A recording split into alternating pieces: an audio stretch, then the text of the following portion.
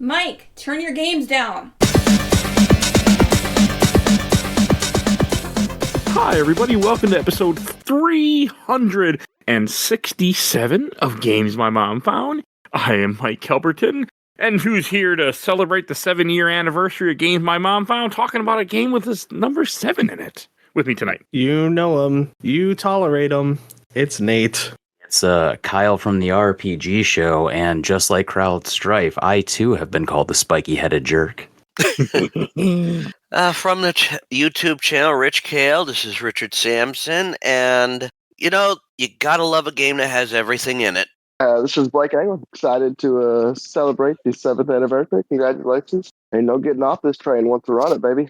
No. I mean, technically, the anniversary happens in 2 days or 3 days from the time that we're recording this, but I didn't feel like really recording this sooner, so it'll come out right after, but that's close enough. Because the anniversary of the show is, I think, the 13th or the 14th of January. I can't remember off the top of my head. 7 years. Either way. Dang, good stuff. 7 years and haven't missed a week since we started. Give myself a pat on the back right there. Yeah. That's incredible. That is. I have an issue. Yeah, and you have somebody who keeps on, make sure to remind you too. That too. But they've always been recorded. Even if I forgot to release them on the day, sometimes it might be the morning, they always are there. So we are here to talk about a game that I've been meaning to do for, years. Final Fantasy VII. The original one. Developed by Square, published by PlayStation, Sony, and came out in 1997. And confused a lot of people with the numbering. Yes, it did. I was one of them. I remember being very confused because I was like, what? Because I had played 6, and I'm like, what is this crap? Like, why are we at 7 all of a sudden? I did not understand for a long time. Yeah. I was very upset. I always like to start these off on memories. The first time I ever played this game or saw this game was at Funkoland. Remember those stores, guys? And It was on the kiosk. Or maybe not a kiosk, but they had TV set up. And I remember playing the opening of this with the guard scorpion. And I didn't have a PS1 yet. I was just a kid. I was probably 10 years old this time. And I remember telling my mom, like, we need to buy a PS1. Like, I want to play this. And I love Final Fantasy. So I remember, like, I saved up and they bought me a PlayStation 1 for one of my birthdays. But before I got this game, I also ended up buying the official player's guide and the unofficial player's guide because I was just so excited that that I was going to get this game at some point. Massive quality difference between those two things. Yeah, I still regret because I had that poster from the unofficial one framed, but when I moved from where I was living at one point for years, it got lost, and I don't know whatever happened to it. Still upset about that. That's my history. Nate. One of my friends in Florida, name of Leyland, let me borrow this game. And I was blown away. It was the first time I had ever played an RPG. And I was being a little confused at the turn-based battles. I was like, I don't like that I take damage. Like, I don't remember how old I was. Probably around 10 or 11. But I was like, I'm good at video games. I don't take damage in video games that I play. And that's totally not true. But I was very confused at that. But the story and the music were so good. I was like, I just want to play this thing, and ended up finishing it. And I somewhere in my dad's house is a VHS recording of me fighting Sephiroth, because I was like, I have to record this to show to show everyone I know that there's this cool guy named Sephiroth.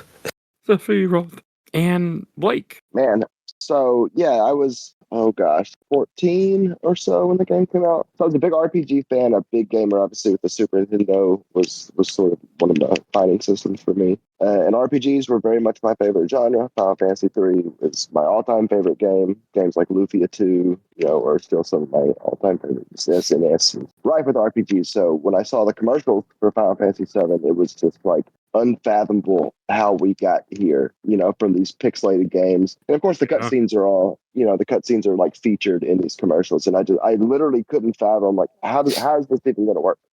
So being so excited when it came out to go get it. And I remember the day of bringing it back. Me and my brother and my stepbrother just played it all night. And from then on out, I was hooked. I still consider it one of my all-time favorite games. And it's really hard to overstate how electric it was in the moment, like upon release, and how much it sort of just was a new era of gaming in a lot of ways for me and a lot of people, really. Yeah. And Kyle. Yeah, so I had played a few other RPGs beforehand, Mystic Quest specifically from the Final Fantasy Series 6 as well. I didn't have a PlayStation. One of my friends did, and he must have got it through either like the DC ads or like the Simpsons ads, the commercials they had, and brought it over during a sleepover, and we played like 12 straight hours of nothing but Fort Condor. It was awesome. Like that was enough for the game for me to buy the rest of it.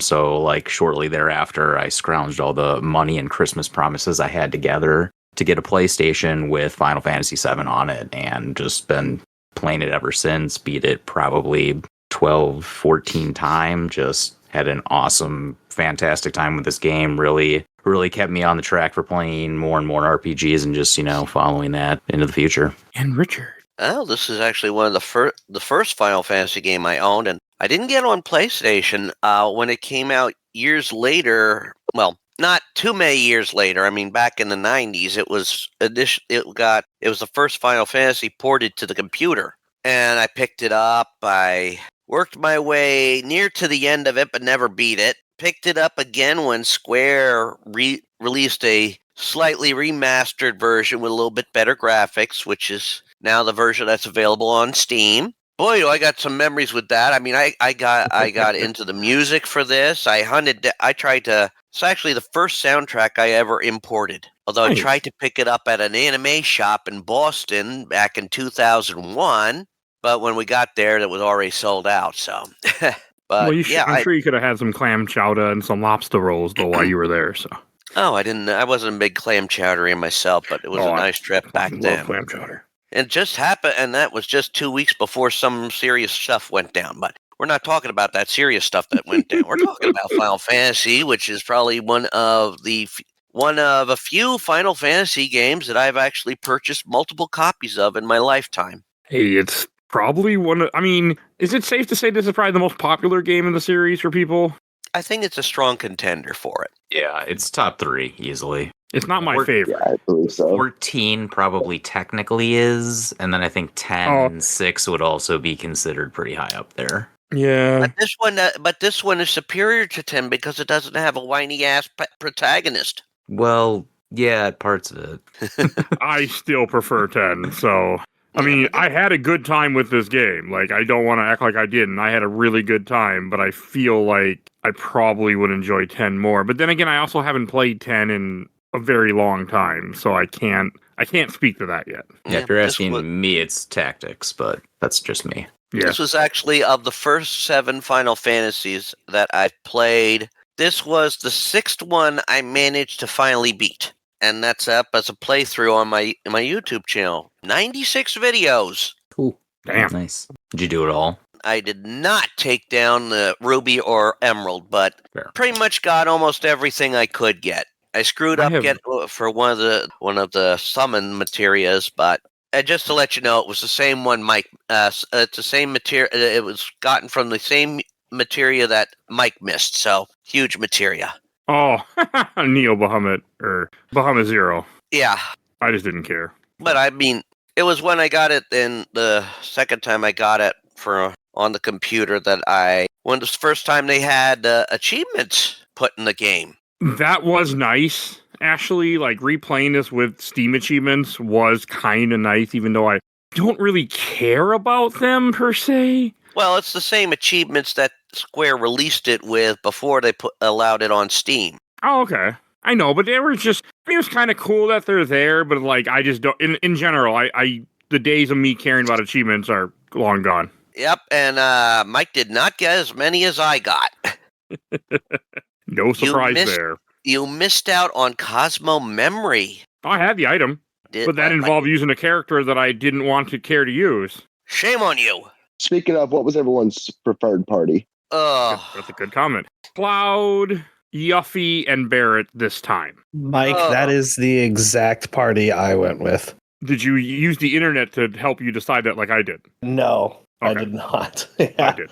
I'd have to look and see what my last party was, but when I played through it, I was basically juggling everybody out so I could get characters up there. I mean, Yeah, you gotta love characters when they do it just right with their. Tifa's got the best limit break system. if you She use gets her. to use all of them. If you use it right, but honestly, the best party, if you're doing it the right way, is Tifa and Yuffie. You can kind of throw Vincent in there. If you're really cheesing the game, you do Kate Sith. But for me, Barrett and Sid are my favorites to throw in there just because their limit break attacks get the best amount of hits besides Omni Slash. Vincent's kind of useless. Vincent, if you can use some of his chaos things to like break the game systems. Okay. Because like you can kind of do it right, but Tifa's the best one with her what's the weapon that if she has Doom on her, she gets ×8 damage. Oh, I don't know. I don't think I think it's weapon, though. It isn't, but she has it's ×4 if you're below 50% or 10% health, and times another 2 if you have Doom on you. So if you do both of those at the same time, you get ×8 damage. It's how you. Oh, so then you can just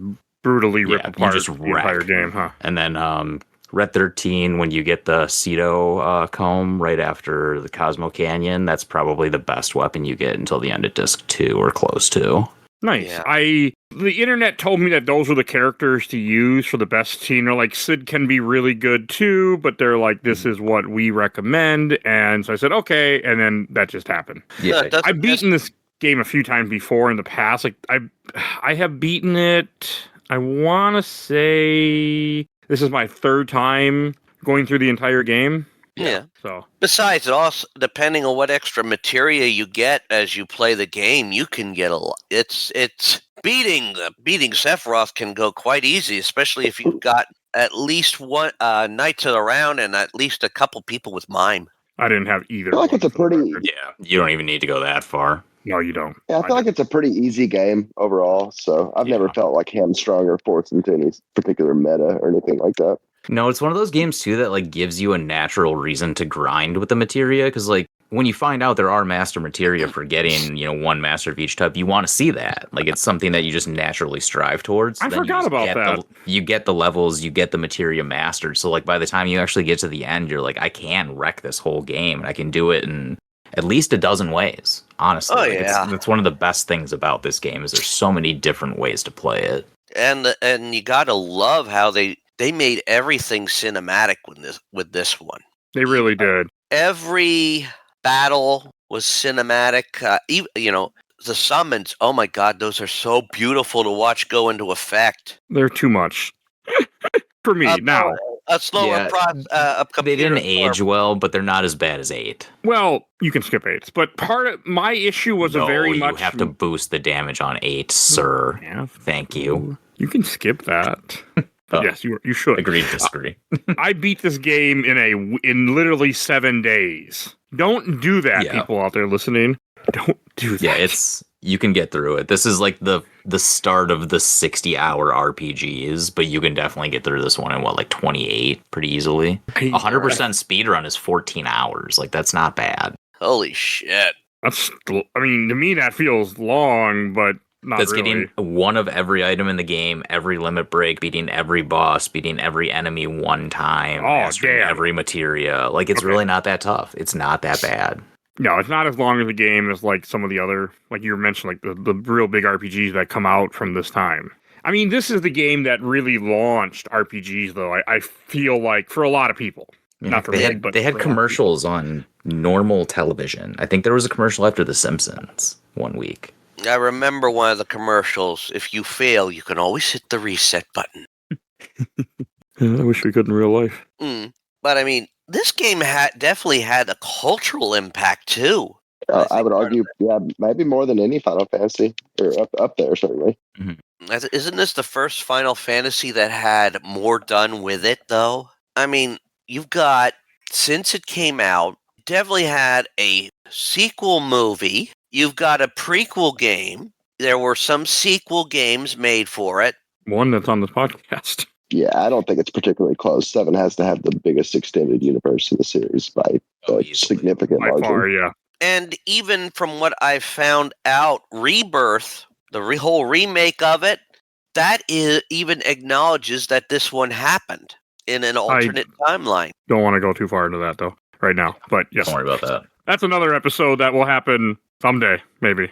Someday I gotta play those remakes, but that's not what we're here for. But like, just with like how much this game like felt like. So I haven't played this game in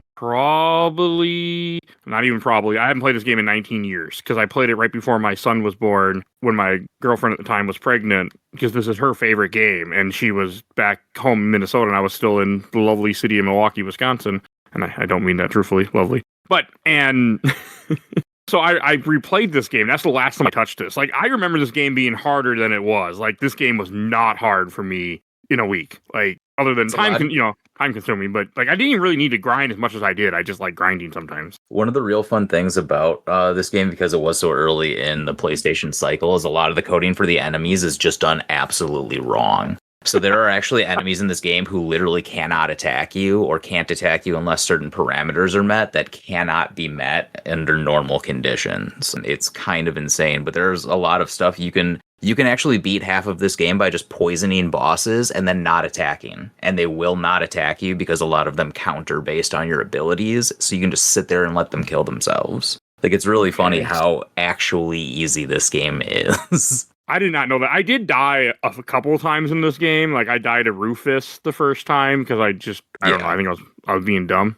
Probably didn't change materia between switching parties. I changed, but not very good, apparently, because I got my ass handed to me. I was like, fucking A. Yep. So, yeah. Yeah.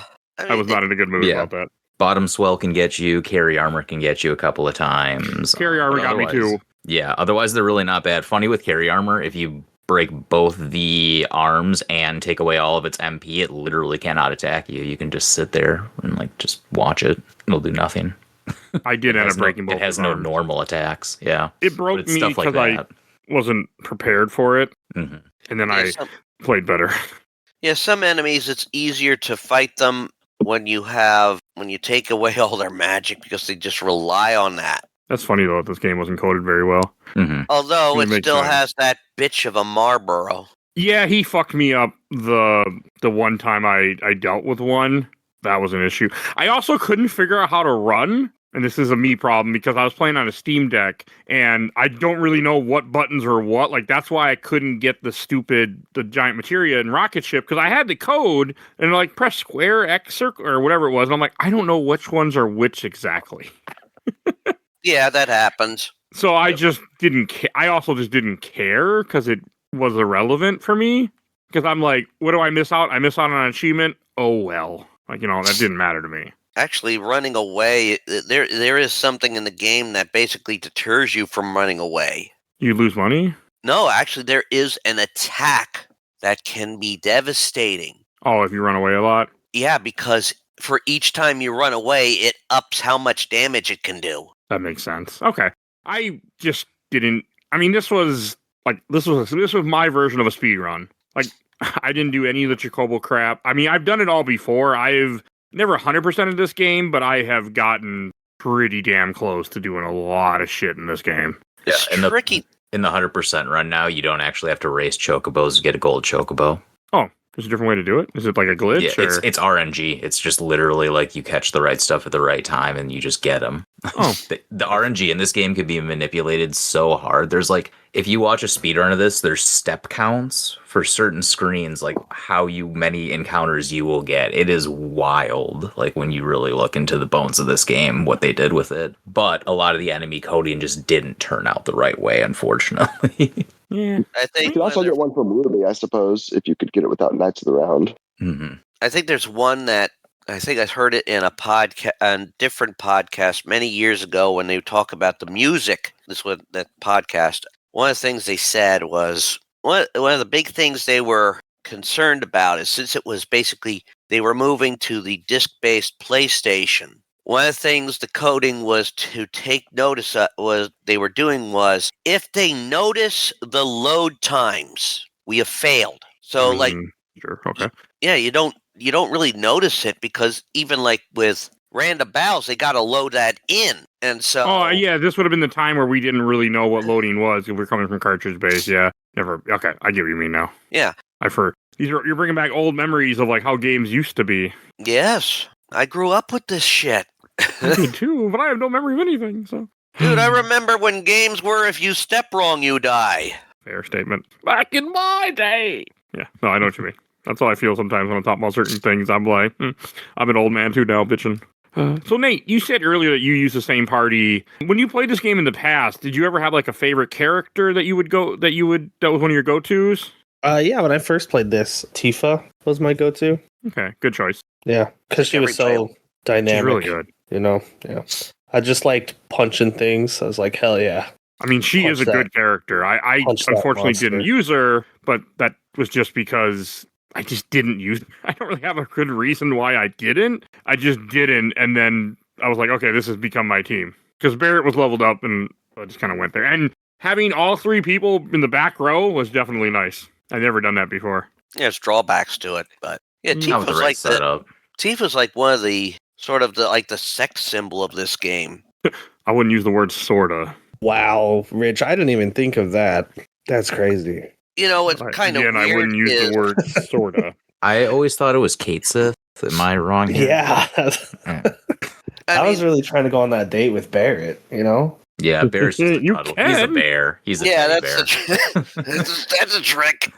No, but I mean, honestly, this is one of those weird. This is like one of those weird moments, and this was one I actually brought up. You know, it's because I was talking with my daughter a little bit about that we were going to record this. I'm like, my daughter, she was like a toddler when I picked up a copy of this, and toddler going on, getting ready to go to school or something, kindergarten, somewhere in there, and I'm playing this on my computer, and you know, it's a little smoother graphics than it was on the PlayStation. Not totally smooth, but, you know, you still had, you know, at least it was, you know, it still had that feel of PlayStation, but a little bit more, you know, less blocky. And I swear, not by much.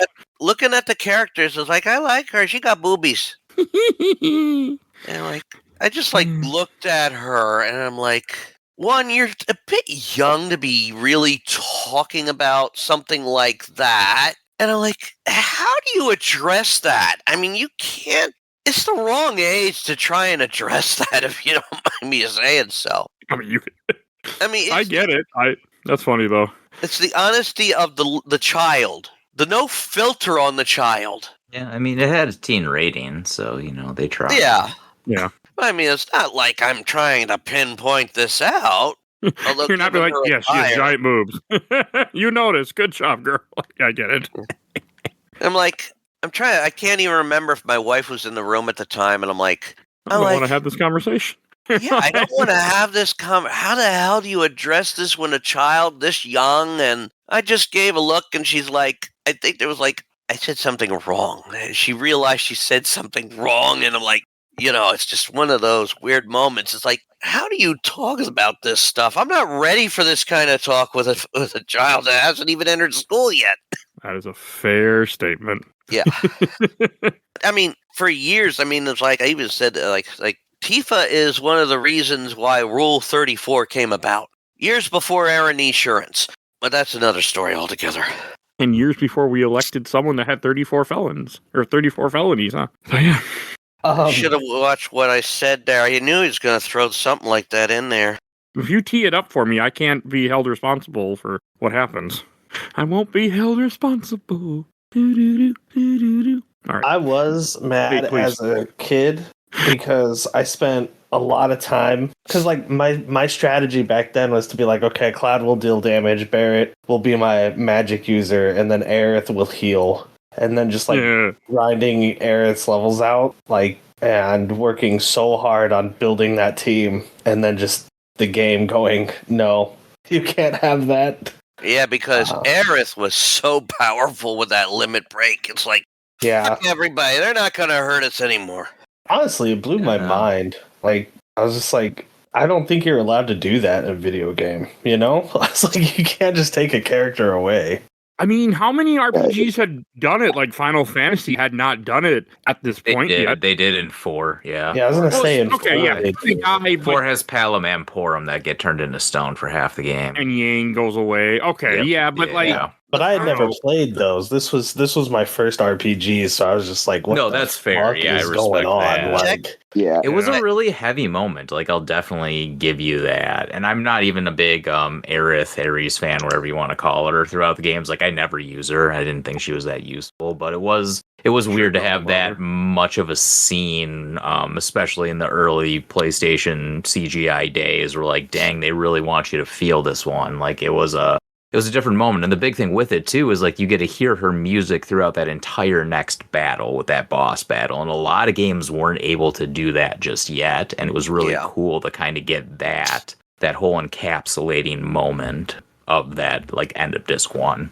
A lot of people outside of Japan were not prepared for something like that. No, it was a big deal killing her. Like, it's still one of those like deaths. I mean, yes, you have stuff in 4, but technically they all survive. The only Final Fantasy games prior to this where characters that were part of the main party died were 2 and 5, and those never made it to America until after this. Yeah, no, you're right. Yeah, I guess General Leo maybe could count Leo that you could include. Like, but people he was never die. really Dragon playable. Quest had people die. Yeah. Very shortly. You do play as him in one battle, but he's not a main party member, that's for sure. Yeah, we were not ready for this, but this game had a lot of story elements in it. I mean, they were also they had to live up to a lot of good story elements that were put into Final Fantasy VI. And you love 6. Yeah, Final Fantasy VII added, there was a lot. And I said this back in the Final Fantasy Spirits Within episode. The Gaia life force thing is a key element in this. And wrong. You're not wrong. You're not wrong. No, I mean, this game has so much to do with life force, and I mean, the fact, like, going back and replaying the game, like, I did remember this part, but how much they stressed the whole the one planet you have decent, humans, like, something that I don't feel like was as much in play at this time, not at least in the zeitgeist of like. No, I mean, it was, because Fern Gully came out like 5 years before this, when we all stopped spraying CFCs in the ozone layer and remade it as like a whole human entity. I should probably watch that someday. Yeah, that happened. It was only a couple of years before this game. Okay. I haven't seen Fern Gully in a very, very long time. So. Dude, it's good. A lot of good names. Tim Curry. Yeah, Tim Curry, Robin Williams. You had me at that, Robin Williams. Yep. One of my favorite actors. Still sad about that one. I will always be sad about that one. But that's not what we're here for, right? And that was just something that I was thinking about when I was replaying this game. Like, I do remember this game, like, as I kind of mentioned earlier, being challenging, but I think it was just my young brain. Like, this is one of those games that I was terrified to play as a kid. Like, because I had guides, so I knew what was coming. I actually was terrified to do the Shinra headquarters for some reason as a child. And I had met a guy randomly at a friend's party who had this game and played it and was past that, so I had him come over just to help me. I don't know why, but I was just terrified of fighting Reno and going into the Shinra headquarters. Damn. As a kid. I had some dumb fears as a kid. So the game that you and I are doing later, I had that problem with, but not this one for me.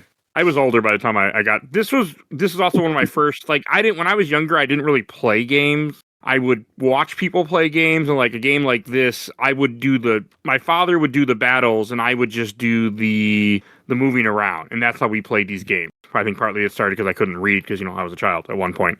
So and that kind of stuck with me for a long time. This is one of those games where it started to adjust that. I started to kind of come into my own. Yeah. Makes sense. Those are just some of the weird memories I have. I do know that when I played this game back, like, I still remember when I beat the game the very first time.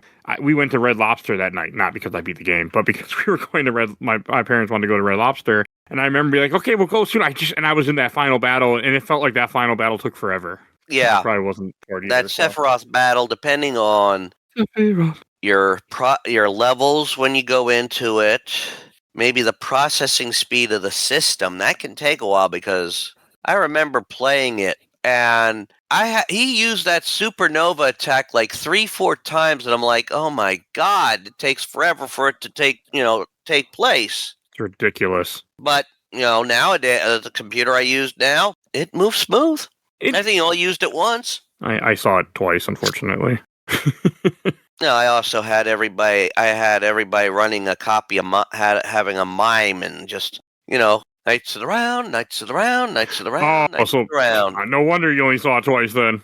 That makes more sense. I love the Knights of the Round. That was one thing I remembered when all these years. A summons that did about 13,000 damage. Ridiculous amount of damage. But it was fun to watch. Yeah, it definitely is. I had gotten it, I've done the Golden Chocobo thing before. I've done all that. This playthrough wasn't about, and I mean, this was speedrun the game. It's all it was for me. Yeah, so how many times has everybody beaten this game in the group? A half dozen, at least. 3 I'm aware of. I've only beaten it fully once. And like I said, that's up on my YouTube channel. 96 videos. Did I miss you, Nate? Did you get one in there? I think I've fully gone through it 3, maybe 4 times. Okay.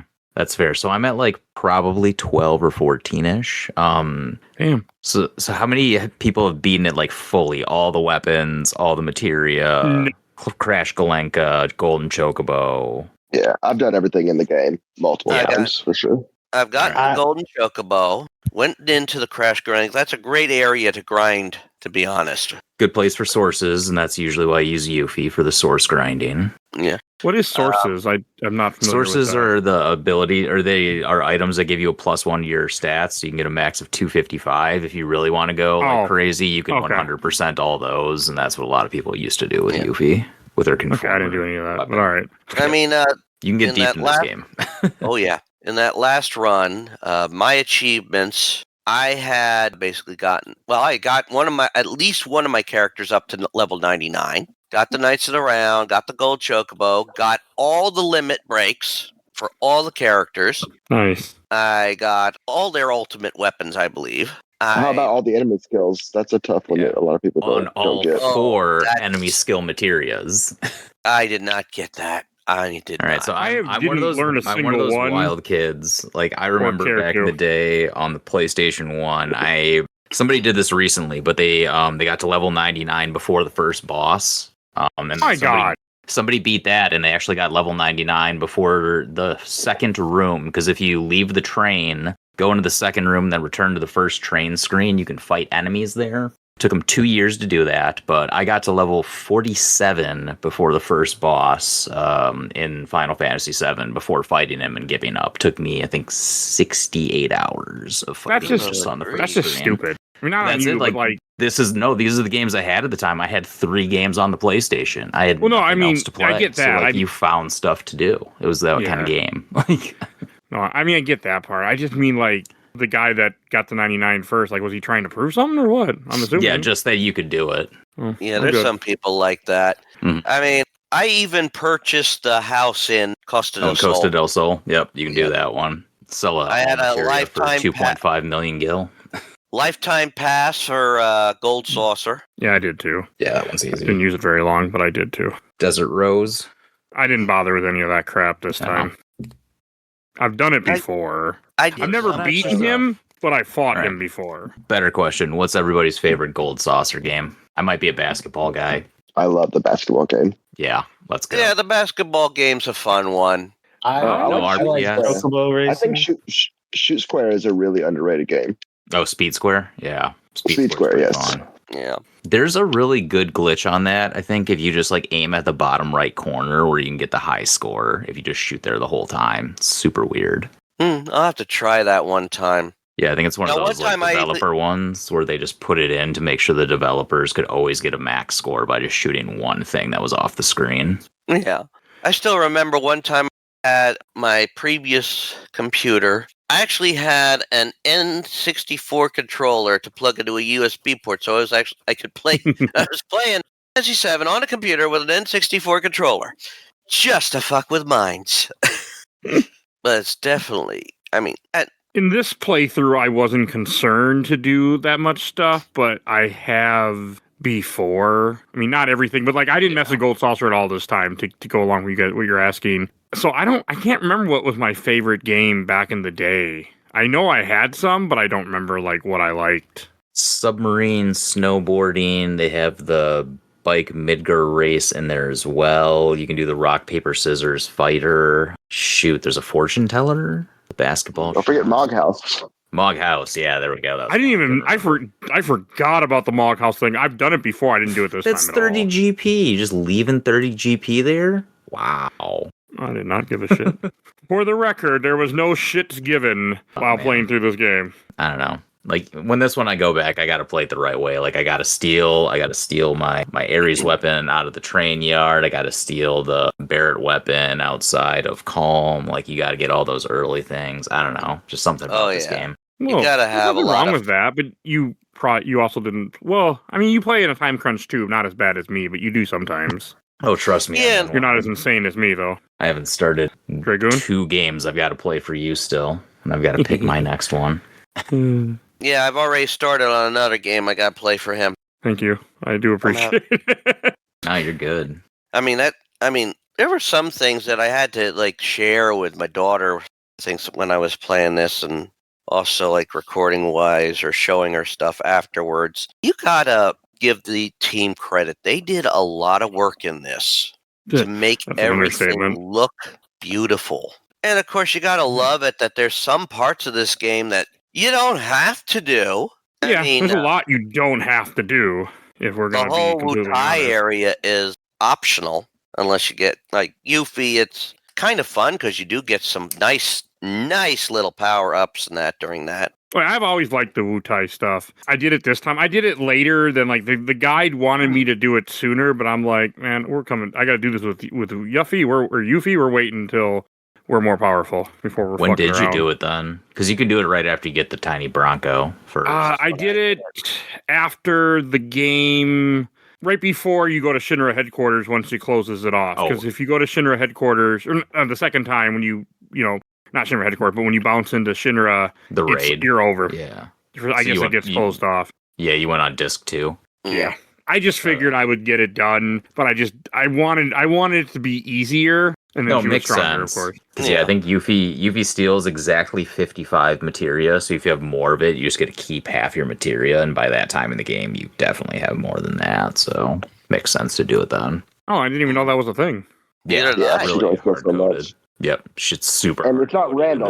There's a list that she'll work from, so you'll always get certain materia. Your summons are always gone. I think you keep like status effect ones are the easiest ones to keep.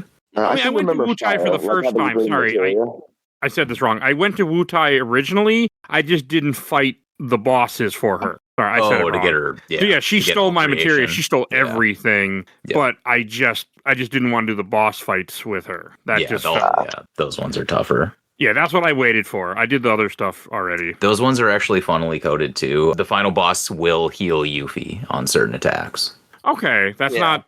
I think I saw that once. I was like, "Is this like what? What is going on?" Yeah, here? There's a lot of weird stuff in it. I think they were supposed to do that, but there are other times where it just like doesn't work at all. Yeah, well, it's like story elements. The leader of Wutai is Yuffie's father. Yeah, so it makes sense, but it's not coded to work that way. But it just kind of does. Like it's funny. I mean, let's face it. There's certain things I don't know. Like I was worried when I heard of the remake. Wondering if they'd get, what they would change. And because let's face it, it worked very well with like Resident Evil remake to change certain things because people knew what to expect and they wanted to change certain things. But I can imagine that they probably didn't necessarily fly over as well, even though it's been used as a theme in other games. But let's face it, the whole infiltrating Don Corino's mansion and cross-dressing. The whole cross-dressing thing, yeah. Let's face it. There's been so many stories that's done that. I mean, let's face it. The guy stormed the guys breaking into the sorority to steal their thing. How are we going to do it? I'm going to dress as women. What about the billionaire going into the pageant in '97 in game culture? That wasn't done that often. No, but it was done in different sorts of cultures. Like it was done as more as a gag thing. I guess, yeah. Was it not a gag here? Like, literally, they talk about ripping off Don Cornero's balls afterwards. The whole thing. That was pretty fucking funny, by the way. And given how you didn't want to like him at all. You did not want to like him at all. Yeah, they had a lot more planned for the Honeybee Inn on the original. Like, you can go into the data of the game and you can see there's actually like 2 or 3 different rooms that they just didn't add to it. And there was supposed to be more storyline behind it with the people and the things in there, but they kind of just cut it out at the end. And I'm guessing that was for the US market. I mean, Probably. Yeah, makes that makes sense. sense. Yep. Because US can handle certain things, but we can't handle. Bingo. That's why you don't get fun time scene with Tifa and Cloud on disc 2 as well, apparently. But you didn't need that anyway. No, you didn't need sex. I'm assuming that's what you're referencing. Yeah, that was, I believe they were supposed to have that in the second Hey, one. Xenogears has let's that. cut that. Yeah, Xenogears tried. Fuck, I love Xenogears. Fucking love that. This game. was also like one of the first games where the main character gets to get the girl, or Gets you know, two gets girls. the love Get- entrance. He has 2 love interests. I cast knights. I summon knights of the round to attack Mike for that one. I mean, he does get 2 girls. I mean, he has Eris that loves him. He has Tifa. Technically, in the game, you can have, of the options for that date, it can be Aerith, Yuffie, Tifa, or Barret. I know. Yeah, I mean, let's I be had honest. In this Fine. game, Eris really loves Zack, and the idea that Cloud is taking over Zack. Like, I don't think she's a real Cloud guy, so we can just put that one to bed. Yeah. And in the extended lore, I think Yuffie and Reeves gets together. Yuffie's like 16 in this game. Yeah. And I Reeves know. is not. No. Yeah, well, when you go through the end of the world, fuck all matters. Yeah, it's a take I'm not going to agree with. Yuck. Yeah, I'm not going to go there either with you. Sorry. Yep, yuck. Super yuck. Well, it's one of those things. I mean, let's I face get it. where you're coming from, but Yeah. it's just funny. Well, it's not like she could hook up with Barret. And definitely not going to she hook up with Vincent, so. So when I played this game previously, Vincent was one of my go-to guys, but I remember doing that final boss fight with Vincent and having nothing but trouble because his limit break is not super great for that.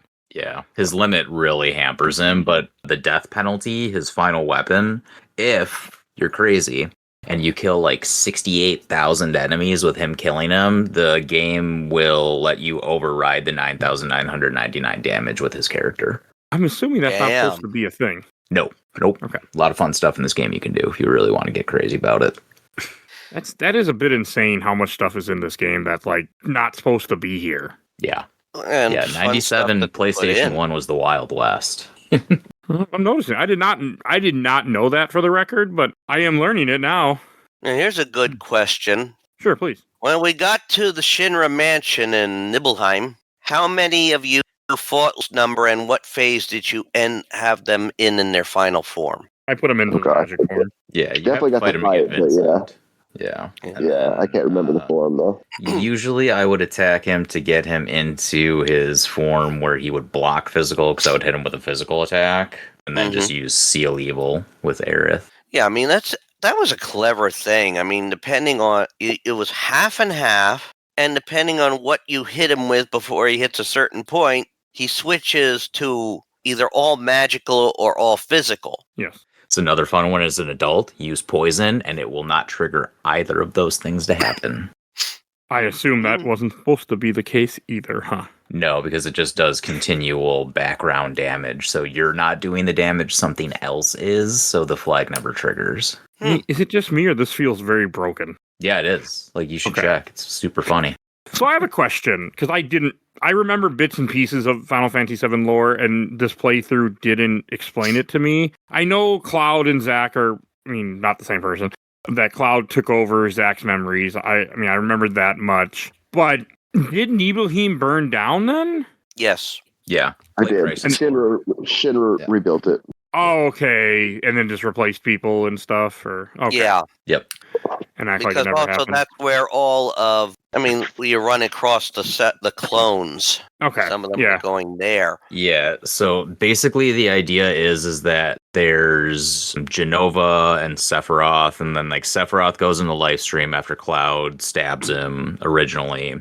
And then after Sephiroth has enough time, he calls out to the Genova that's in the Shinra building on like floor 68 or whatever when you're Yeah. imprisoned. And it's like, hey, I need you to go and release all of the clones and start the reunion. So that's why when you wake up after you get captured, only Cloud he's the only cell that's opened, and you have to open your other people's cells because the Genova that was 4 rooms over came and unlocked yours because Cloud is part of that entity. Okay. So that's the whole story, is them getting together. Once you get to the Northern Crater, that's where Sephiroth's dead, now reformed body through the life stream comes to fruition, and then all the old Genova clones are gone, and he takes over at the Northern Crater.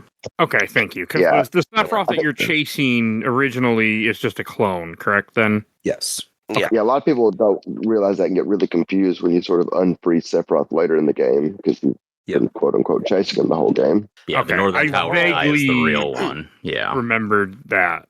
And part of that was also that they believed at first when they started the Genova project, they thought Genova was one of the ancients, but Genova wasn't. Genova was an alien, another entity, another race entirely that came to the planet.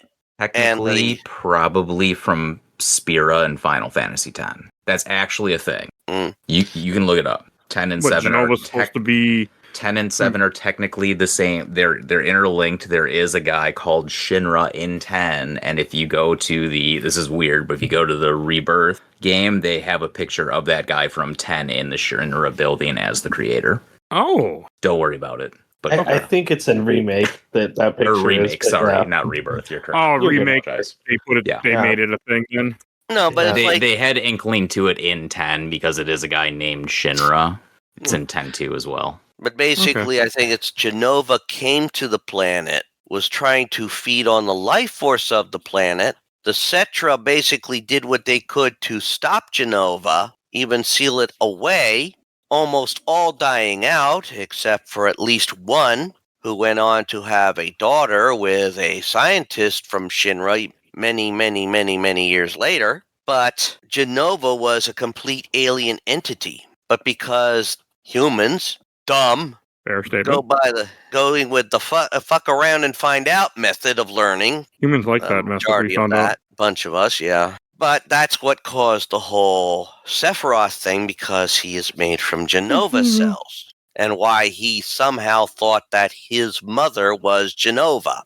He's like, "Mommy," and why why the epic black materia is a meteor. Okay. All fun, isn't it? Oh, I like this. I mean, I had only remembered bits and pieces of this story because it's been so fucking long since, I played it. Yeah. It's a good tale. It's one of those ones where, like, the side stories are a little bit better than the, combined parts of it. Like, I really like the stories with Red 13. It's nice going to Wutai and seeing Yuffie and seeing, like, this whole, Japanese theater kind of deal that they have going on there. I mean, heck, even the bosses are named after, like, Russian theatrical writers and shit like that. So, like, you've got a lot of cool stuff in it. Sid's even fun. I mean, he kind of berates the shit out of Shira, which did not age very well, honestly. But you kind of see how mad he was that he didn't get this whole space thing, and like you can kind of like get where these characters are. Where in some of the older RPGs, Final Fantasies, it's like it's a little too dated for me to really feel connected to these people. So I think that was like one of the bigger things for me, being younger, is like I could kind of like weirdly connect with them, even though I don't know, I guess this came out when I was 11, 12 years old, so they were only 6 years older than me theoretically. But it's also the fact that the world feels more modern than what we were used to in Final Fantasy games. Yeah, exactly. It was a real nice switch up from kind of just the always like Dragon Quest Final Fantasy, this has to be sword and shield all the time, to like, hey, people have guns now. Wow, cool. I remember that being a big deal to me when I played it back then. I do remember that sticking with me. You never bring a knife to a gunfight unless it's a knife like the Buster Sword. I don't know how that worked, but yes. Or the Gunblade. Wrong Final Fantasy. Oh, let's face it.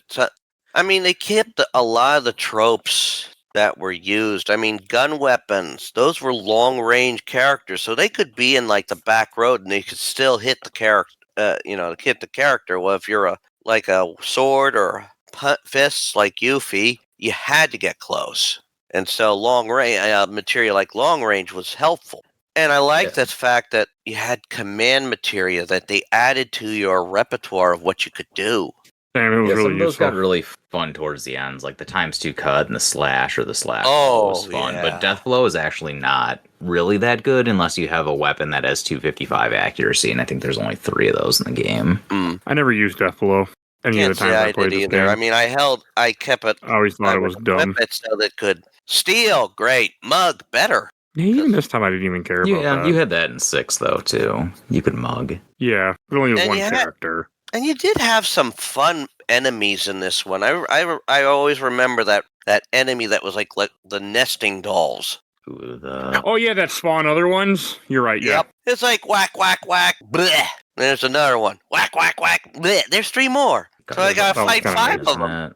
Grand Galan. That's it. There we are. They had a lot of fun enemies in this game. A lot of weird ones too. Did you guys know there's 2 kinds of cactars in this game? I heard. There's a cactar and a cactuar with an ER. They're pretty much the same enemy, but apparently there's 2 of them for some reason. And can only be found on one little isle.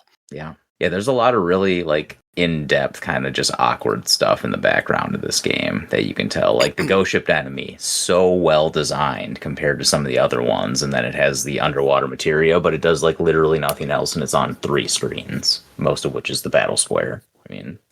Yeah. They did a lot of work on some of these and a lot of, like, not work on other ones. I don't know, it's just kind of all over the place. But it was one of those fun times in games where, like, some of the graphics you can tell they tried to make to their best, but other ones, like especially when you're on the Costa del Sol screen with the Shinra ships, like there's so many dead pixels on that stuff. It's really funny to see if you like slow-mo this game every so often and kind of take a closer look. It's 1997. They tried their darndest. I'm not trying to crap all over them, but there's some absolutely funny things if you take a deeper look at this game. And you had such fun characters. Like some of the characters you would love to run into, and others you just hated, like Carino. He was your typical big baddie. He was the full of himself big bad. Which was that? I mean, Don Carino. He was like, yeah. I mean, let's face it. You know why I'm telling you all this? I don't know. Not my favorite boss, personally. Yeah. Sorry.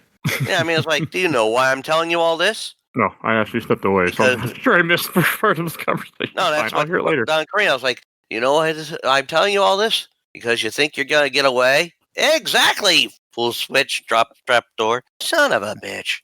Gotta love how he gets his comeuppance. He was annoying. The Turks, and you had there was sort of like an honor with the Turks, too. The Turks were honestly fumbled in this game. I really wish you got like an extra fight somewhere with them, or it wasn't so spaced out, or I think even better if you got a second fight with Rufus. I feel like Rufus was really underdone in this game. Yeah. It's such a fun mechanic with his Midgar fight, like freeing your people from the pyramids. Like that was so fun. Yeah, like we didn't get Seng either. We got Elena one time. And then the Reno fights were kind of weak, honestly. Like I liked the pyramid attack, but otherwise, like you have a whole electric system, but you don't stun my guys with it. What's the point? I think what the deal was is the Turks were, while they were the quote the Black Ops team for Shinra, they had their own code of honor. They realized that something's not right, even with what Shinra was doing, but we work for them. I mean, when they were in Wutai and Don Carino kidnapped both Yuffie and Elena, they basically had to work with Cloud and the team to basically save her. Yeah, there's a whole cutscene for that where they say they're on vacation and that's the only reason they help you. They fight you in Midgar at the very end of the game. It's an extra fight. That they're 100% on Shinra's side. They're not. They just say that they're on vacation so they don't want to mess around, and then they help you at that point. And they fight you in the sub or in the Broken Plane. So is that Broken Plane supposed to take place after Midgar? Can enter it at any point. No, I know, but I mean, like, storyline wise, because I'm assuming if they're down there, they're kind of dead. I thought that was they sent them out to try to find one of the huge materias, or that was the plane that was returning from. Oh shoot! What's the town that Zach's from? It starts with a G. Gongaga. Thank you, that one. I think it might have been that ship that they were on with one of the larger materias, but then it got destroyed by Ultimate, I believe, or Ultima. And that's Something when it happened shows up. to it that sank. Shows up at that point. You got to admit that there were they had some pretty funky boss fight characters in there. Unknown 1, Unknown 2, Unknown 3. I really like that place. I always have. I remember leveling a lot there when I played this game in the past. Probably the best materia in the game, honestly. Hades is there.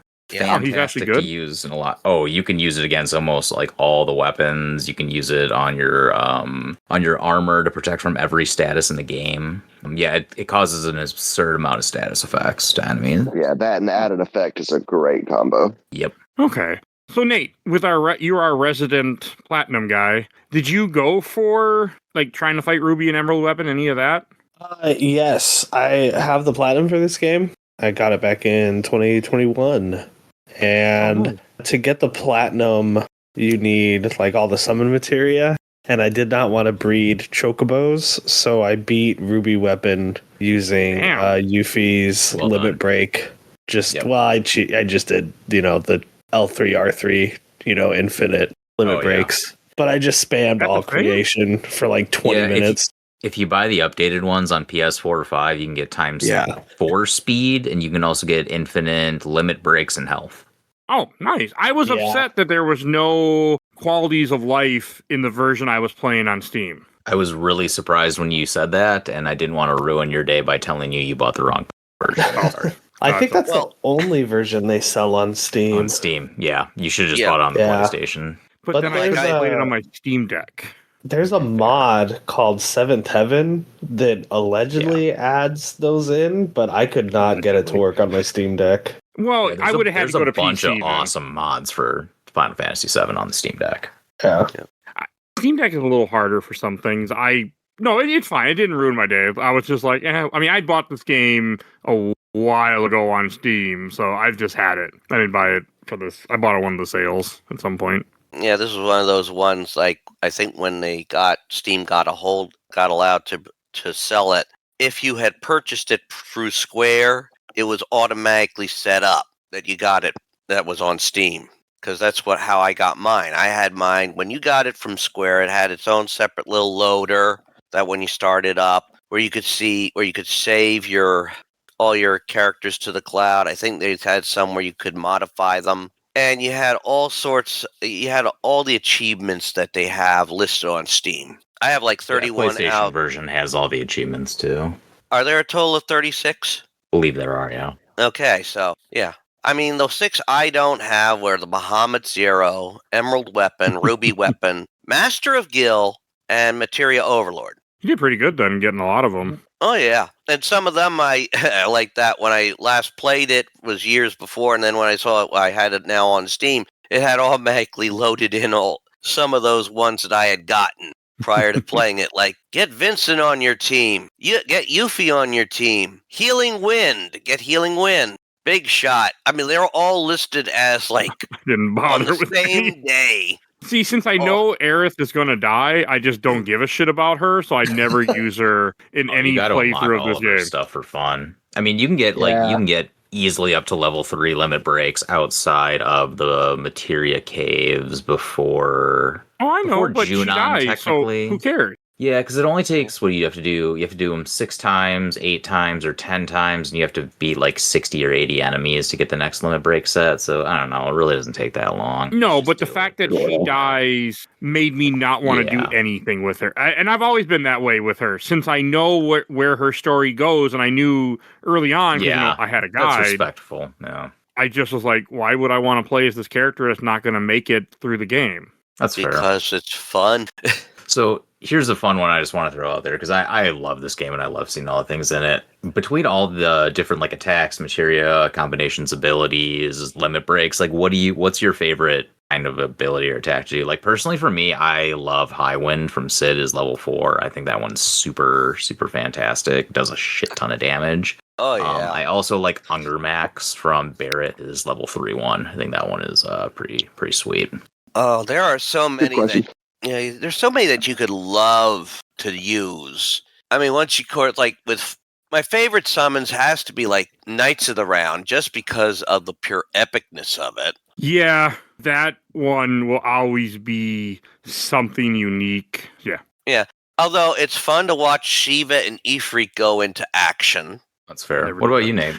I like Bahamut. Yeah. Good choice. Good Like, choice. yeah. I mean, Knights of the Round is up there, but just classic Bahamut summon, and he just shows up and does this cool beam, and it's like, that's so fucking cool.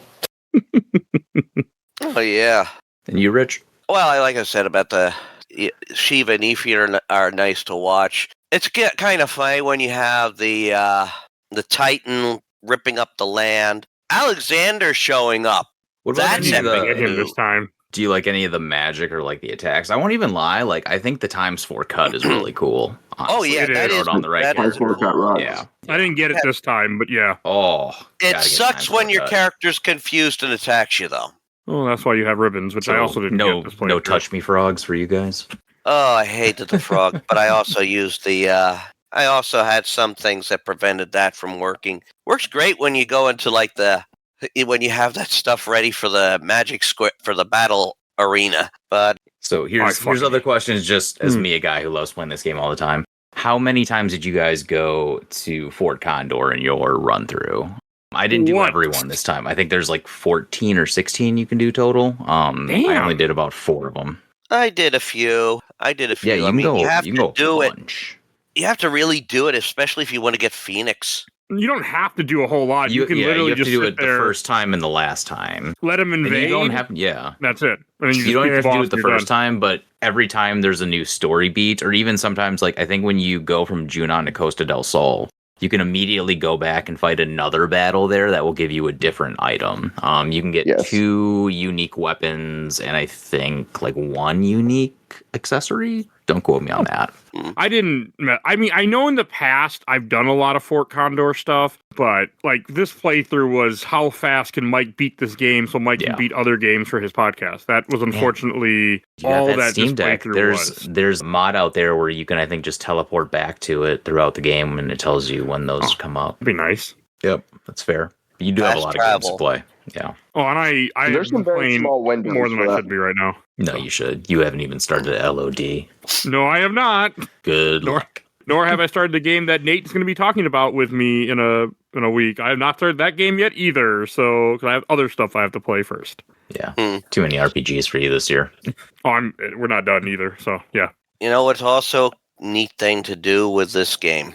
I mean, like when you have to grind and all that, it's like there's certain enemies that are just so fun to fight. I mean, I would sometimes if I was grinding, I'd do like the unknowns, which was kind of fun. And you get it allowed me to build up a lot of those control commands and all that, like the 2x4, and then there's like the W summon or dual cast. Yeah, W item and stuff like that, yeah. The unknowns are really, and actually it's not a fantastic place to grind comparatively. You should, if you want to grind at the end of the game, go to Medeal. You can fight the sandworms for about 200 AP, or you can fight the set of 4 headhunters for 240 with a ×3 weapon. That'll get you 700, and you can beat them in 1 or 2 attacks. Also, the magic pots, anything in the very last northern crater, if you guys really want to. Oh yeah, make your game I did not with grinding. Yeah, like the crater this playthrough at all. Crater was a little rough, but wait. Do you guys go both ways? Am I the only both way crater guy? You gotta tell me there's. Come on, I didn't go. I have to go both ways. Always both ways. Thank you. Love it. I think there's 3 paths though. Well, yes. You choose there's a way one, to get all but you the can items. go back and get both. Yeah, you can get every item in it. You got to do it every time. Then The you gotta guy level told up in me the what to circle do, room. Yeah, but I didn't give a shit, so we didn't do that. Again, this was how fast can Mike speed run this game, fortunately. What level did you beat it at then? 60s? I was in the 60s. It's not bad. Yeah, that's fair. And there was a little bit of grinding, but not much. Like, when I played this game back in the day, I remember grinding my ass off, and you don't need to, like, but I was a kid, so. So most of your end fight was high-level magic, or did you just limit? So, I have a problem in RPGs, and you probably have heard me say it before. There was a lot of physical attacks. So, I actually I like to only do physical attacks. I have a problem with RPGs like that, but no, this time... Respect. I did a lot of magic, but no, in the final fight, it was physical attacks, limit, boom, and that was mostly it. I also didn't have Omni Slash because I forgot how the battle arena works. I didn't come in with enough GP, and I got 14,000. I'll leave and come back, and then it went. And then when they reset, like you guys saw in the chat, I posted fuck. Yeah, fuck was literally said many times when I figured out what I did to myself. So. Yeah, the battle points reset the second you leave. Oh, I know, but the game doesn't also stop something you can mod on the Steam Deck. The game doesn't say, wait a second, you might not want to do this, idiot. It doesn't say that. It says, okay, have fun. It tells you not to, but it doesn't tell you before you leave the screen. I need a menu but I just need something to stop me and say, don't do this. We had storage limits back then. I know. But it upset me. So, you know what made some things go better, too? I also didn't have any ribbons because I missed all the ribbons. So there was that, too, where, like, I could have, if I would have bought enough GP, I could have done it. But since I didn't have enough GP, and I was like, I don't give a damn, is what I realized too. And I didn't need it. I mean, I beat Sephiroth without too much trouble. So yeah, I can't help it. I'm sorry. Good. Every time I said, because that's all that song. Yeah. That song was rent free in my head. Oh yeah. Well, like I said earlier, my ex-girlfriend loved this fucking game, and like she loves everything FF7 still to this day. We're not dating obviously, but I still talk to her from time to time. But so this game was like a big part of my childhood too.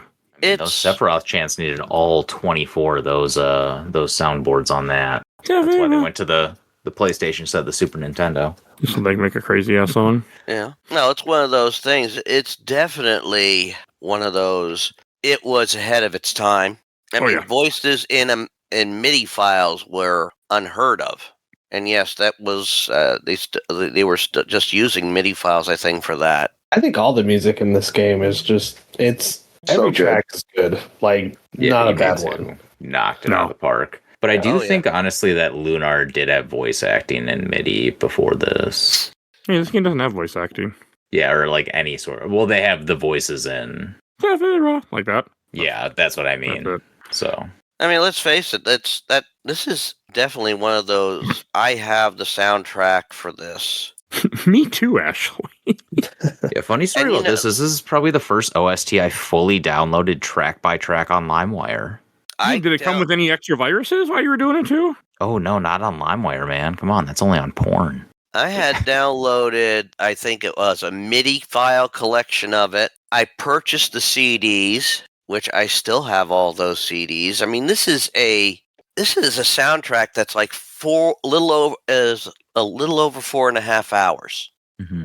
It's a good soundtrack. The only reason I own the CD because there's a PS2 game that came out that I'm assuming nobody I'm here with is going to know what I'm talking about, called Dance Factory, that was supposed to make DDR beats to your own music. I mean, it did technically, but not really. And so I bought the soundtrack just because of that game. And I also bought the 10 soundtrack too, which I still have. And that's... Do we all have favorites from the OST? Under the Rotting Pizza is like one of my all-time favorite songs. Great one. Crazy Motorcycle. I think Genova.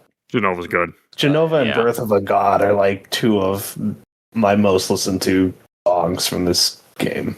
That's fair. I'm a huge Clouds theme guy, honestly. Like, just the overworld, that just does it for me.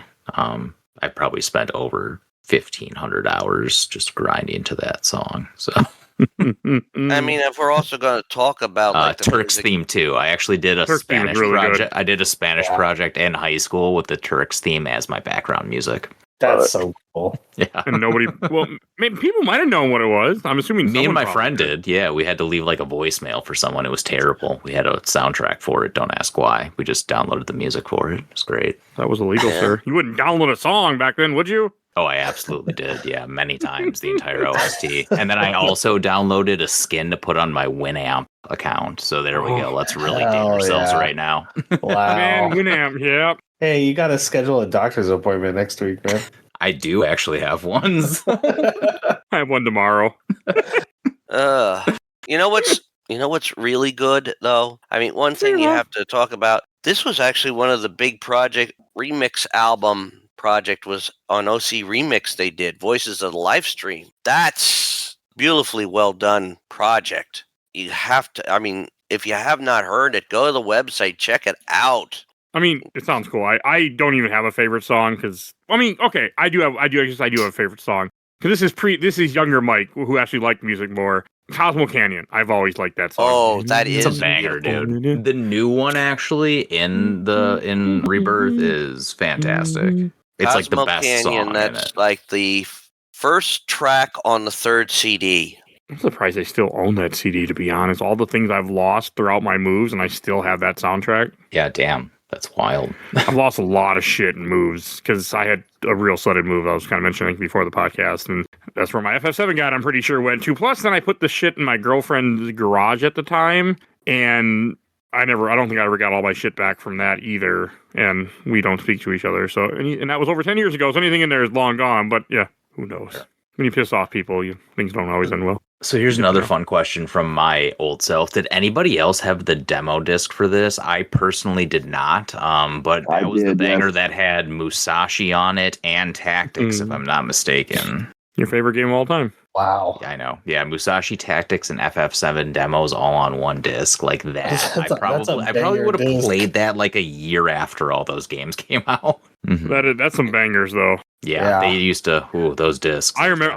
But yeah, I remember that. You still have that. I bet you get a sweet penny for that these days. I don't have it, but my friend one of my friends at the time, he did have it because I do remember. I also have never been a demo guy really because I'm like, well, if I can't save my data, if it never meant anything to me, which it's just how I am, I guess, and I still am that way. So I don't think not much has changed.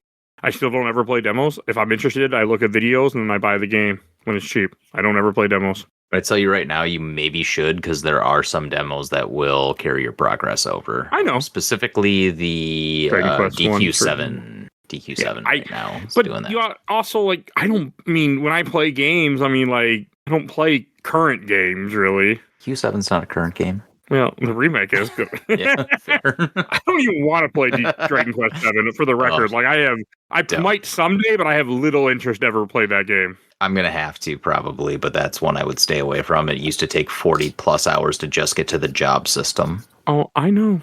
My friend had that game at the time when we were younger, and I know all about how crazy long Dragon Quest 7 is. Yeah. So, at least the original. Yeah, I haven't really played many. I've only ever played one Dragon Quest game, which is the first one. And I will be playing the first and second one again here eventually for that episode that I haven't set a date on. That's fair.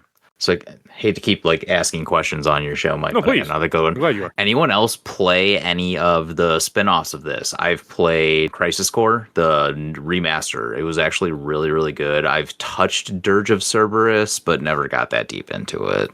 The Dirge is on this podcast also. Did you like it? I hated it. I couldn't get through this second level. Yeah, it's rough.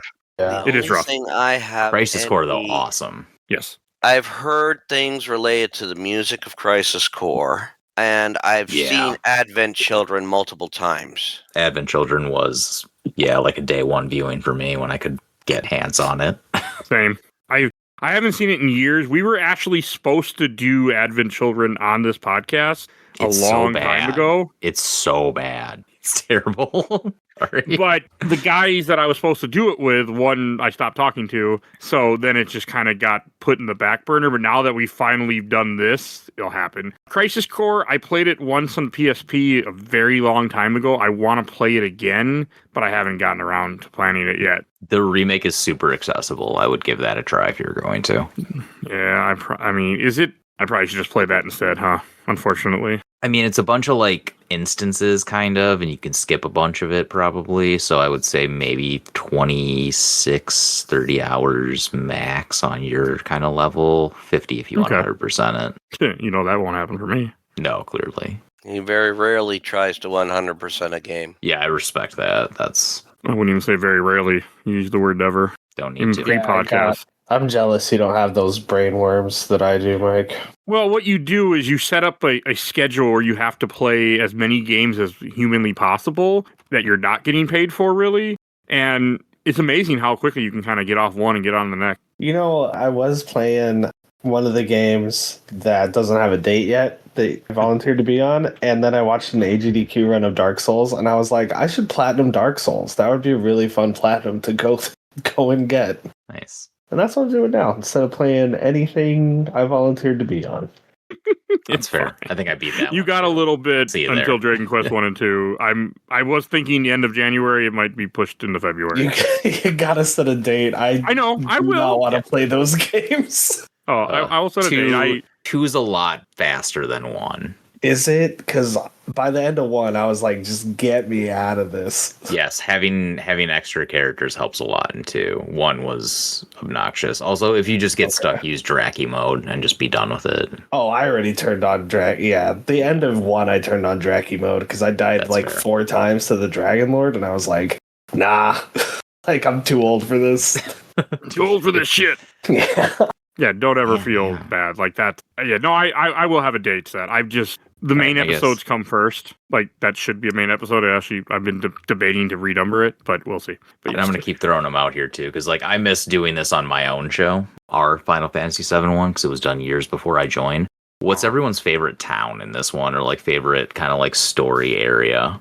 I know Nibelheim is a really easy one, and Eris' death, but, I don't know, Wutai, I think, is super, super fantastic. I really enjoy Rocket Town. I have a lot of fun there as well. Yeah, Wutai is a very good area. I mean, it really delves into the story, adds a little lore because it's past. That's a good question. I don't know if it's just hindsight, but after playing Crisis Core, I really came to enjoy Gungaga. Yeah, that's a good call. And even before playing Crisis Core, it's got some, there's some emotional beats in there that is just they set up for Crisis Core really well, where it's just oh, okay, this is kind of weird. There's some heavy stuff left out of that area, I would imagine, because you do have an entire destroyed materia reactor, and there's barely 3 screens and 7 people that talk about it. Yeah, that's where you get the Titan materia. Yeah, that reactor was destroyed, and it's they don't really talk about it much. It's from Crisis Core, and then you get that whole story in the background a couple years after. I must say the return to Midgar for me, being able to come back way later in the game is it was very sort of a big deal, because it's the whole world, when you start and coming back and doing the wall market and seeing things from a different perspective was really meaningful. Yeah, Wall Market, I think, too, is one of my favorite areas of the game. I was way too old when I realized Wall Market was a reference to Walmart. Yeah. Is that confirmed, though? In my brain, yes. That's fair. Because I always connected the two as well, but I just thought that was because, You didn't connect it to Walgreen instead? Huh, I thought you would have. I always thought it was the Wulon Walled City thought, but maybe I'm wrong on that. I basically I never put that together until you just said it. Wall Market was just a nice little break when you think about it, because it was a break more, you need. It was more getting the items you need to progress the story, and it was not necessarily a fight section. No, it's just a cross-dressing section. You could it was almost like a mini tutorial of just how to move around the screens and get to certain items and objectives. The Ancient City is also great just because of the banging. Yeah, the Ancient City is really good. Yeah. And the nail bat. Let's go. I didn't get that this time. How do you... Oh, Mike. I don't know. Didn't happen. Sorry. No, you're fine. We live different lives. I respect that. You record a lot with me, It's a nail bat. It's a bat with nails. I was trying to. I just didn't find it. Okay. I wasn't looking for it, for the record. Is the whole glacier area sort of a consensus sort of shitty area that no one really enjoys? It is to me. Is that when you get lost in the storm? Yeah. Yeah. The snowfields, yeah. That one's annoying, minus the Alexander and the snow fight. Which is fun. Yeah. Yeah, that's getting Alexander's a fun part. Climbing up the cliff. Oh, hey, you're freezing. You gotta stop and warm up. Tap, tap, tap, tap. Yeah, that's tough. A little annoying there. That reminded me of the movie Vertical Limit. I don't know if anyone has ever seen that. I don't know what you're talking about, but that is funny. Yeah.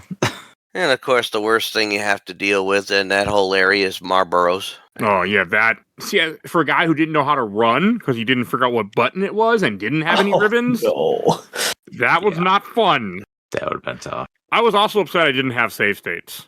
Yes, we all know Mike loves his save states. I do.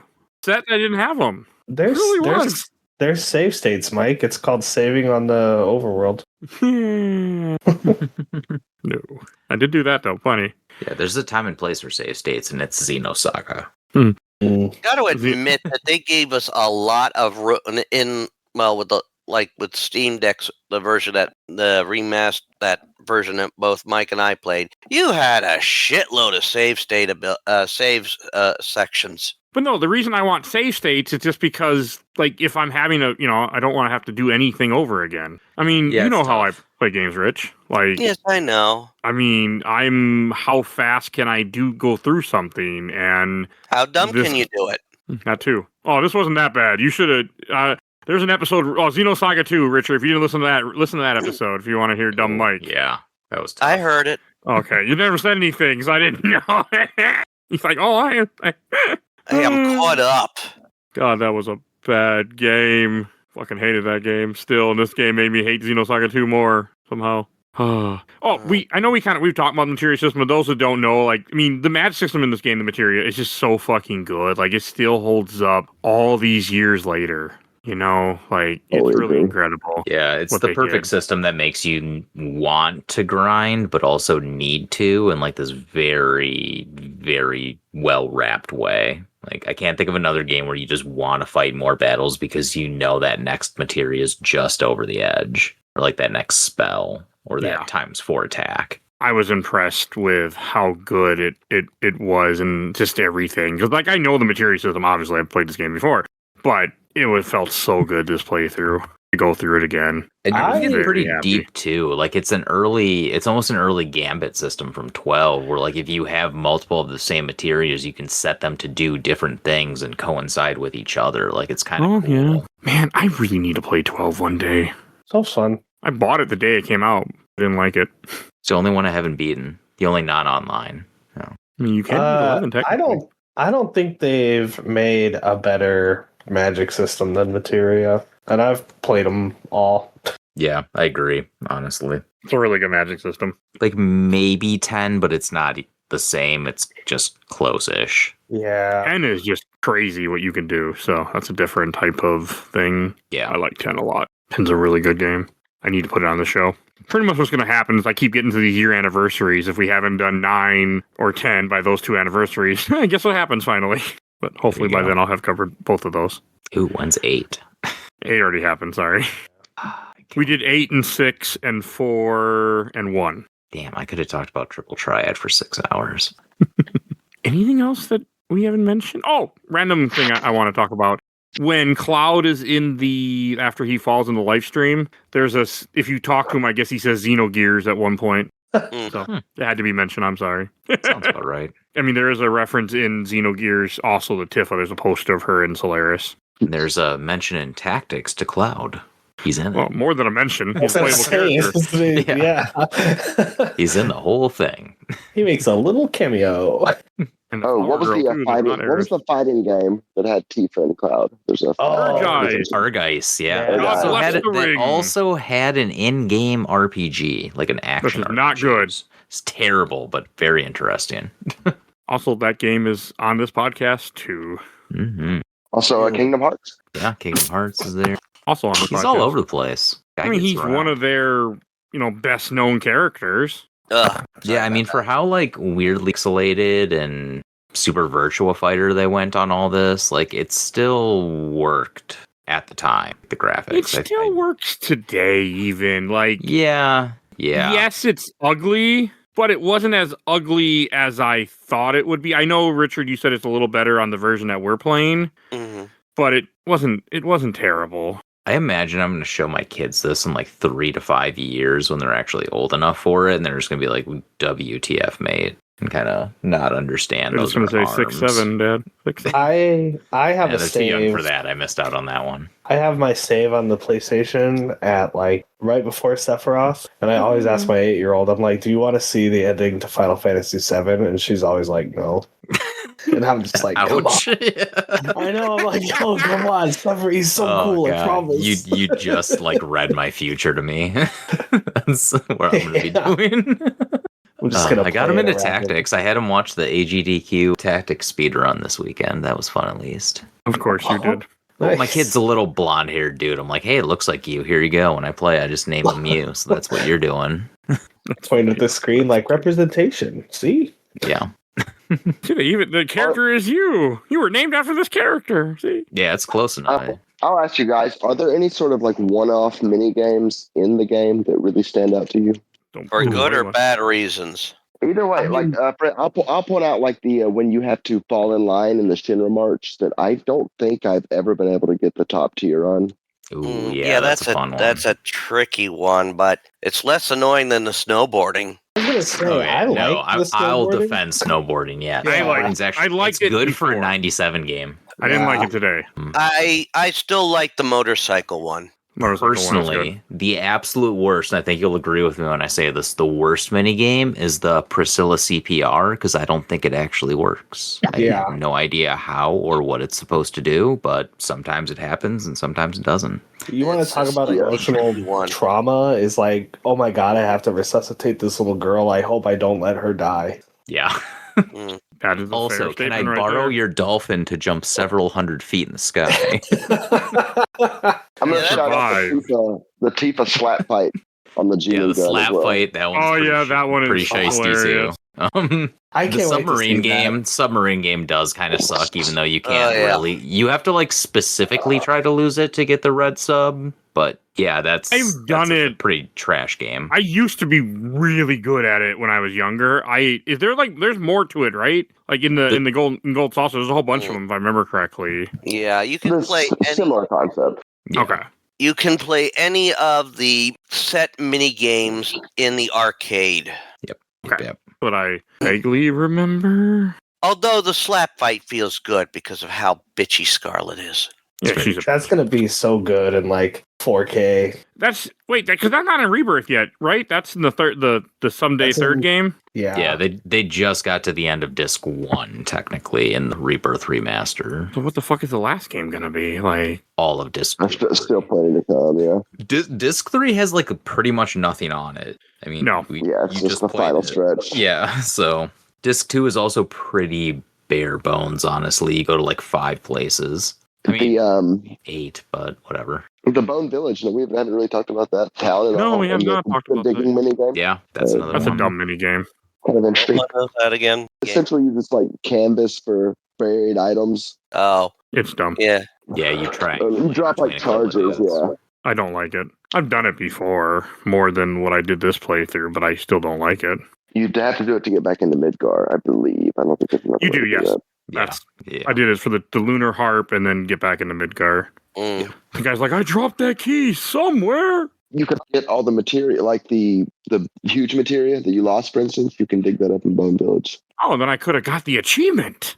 Correct. I did not care about. So, okay, that's cool. I was not concerned, for the record. That is cool. That is there. What's probably what do you think was like the worst boss to go up against in this one? Ruby weapon. Yeah, one of the weapons. Or just bumping into Emerald, accidentally for the first time was a real eye-opening experience. Beyond and the then weapons, seeing that timer pop up, and you're like, "What the fuck is happening in 20 minutes?" Death. That's what's happening. Yeah. Beyond the weapons is like the classic crappy ones for me. Shizo sometimes will get you awkwardly with the final attack. That's the two-headed dragon in the ice cave. Oh yeah, he can be a bitch. Yeah, because if you can't defend against that last attack when it dies, and that's like the only enemy that does that, I think that can screw you up. And then Demon's Gate can also mess you up pretty bad if you get the wrong RNG against the boss and he stops you or slows you. Because doesn't he kill you if he crushes? He can crush you, right? If I remember correctly. Demon's Gate will just crush you. Yeah. Okay. Yeah. I know it was mentioned, but carry armor is just such a strange difficulty spike. Just out of nowhere. Sure. You don't it's not even worth like removing your party from its arms if they do get caught. You should still just attack the core and just go for it. Yeah. I killed both his arms, but I just used a lot of big attacks to do it. That's how I was able to beat him. But I died the first time and I beat him the second time. It's the best thing you can do. He was annoying and pissed me off. Any boss that can take out a character, just wipe them out by, quote, getting rid of them. Look at you, Ruby. Ruby, carry armor, the Midgard Zolom. I didn't even fight the Midgard Zolom this game. That's another. You can eventually do it once you get Well, that's the thing with the Zolom, though. I mean, once it sort of gets halfway and it stands up, which is kind of epic when you think about it, it can just shoo away one of your characters. Just say, fuck you, go away. Now you only have 2 to fight me with. I still love the meme. Did Sephiroth do this? That became a meme for everything. Have we ever figured that out? Was that Sephiroth? We don't know. Might have been Kifka. We just don't know. Good old Mythbusters needs to get on this. I always thought it was like a stupid Chocobo Zelda situation where you just had been beating them up too much outside and they all got pissed off and went after the snake. But maybe it was the Turks just to make you think it was, because they're in that cave just as you're going through. I didn't see them riding no Chocobos. They snap jazzed their way into the cave with their cool theme song. There you go. You can't actually run across it. I don't know. It's just one of those great scenes. Did Sephiroth do this? I thought when I was grinding, I did a couple fights just against the Zolom because let's face it, just for the hell of it. For beta. I mean, you can get one of the enemy skills from the Midgard Zolom.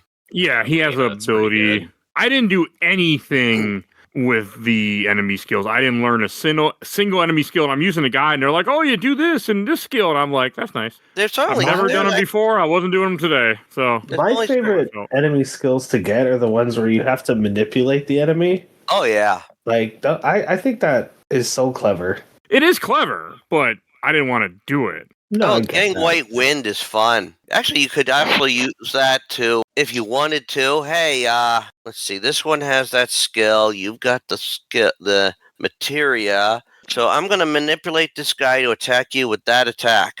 And boom, you got it. I've never messed with enemy materia in this game, and I probably never will. It's just not one of the things that I strive to do in this game. You know what the best spells I figured to get? You get best spell combinations to get once you have it. There's a bunch. All with cure when you have regen. And you just get everybody start regenerating so you can just take a little easy. You don't have to jump anything or focus too big on curing because you're already curing. And some of the I did put regen on from time to time. And did when anybody back in the day use the old PS1 regen trick where you could open up a lid and have it rerun and just the enemy wouldn't attack you because you were regenning and the disc was open? That's a good call. Oh yeah. Yeah. Only go-tos would know that for sure. Yep, you could really mess this game up. Oh, I have never known that. All the time I have spent with this game, and there's a lot of time that was spent with this game, I never knew that was a thing. Mm-hmm. Cool. Yeah, you used to run the old Japanese converters for your PlayStation by just running the disc tray open. Weird. Interesting. All right.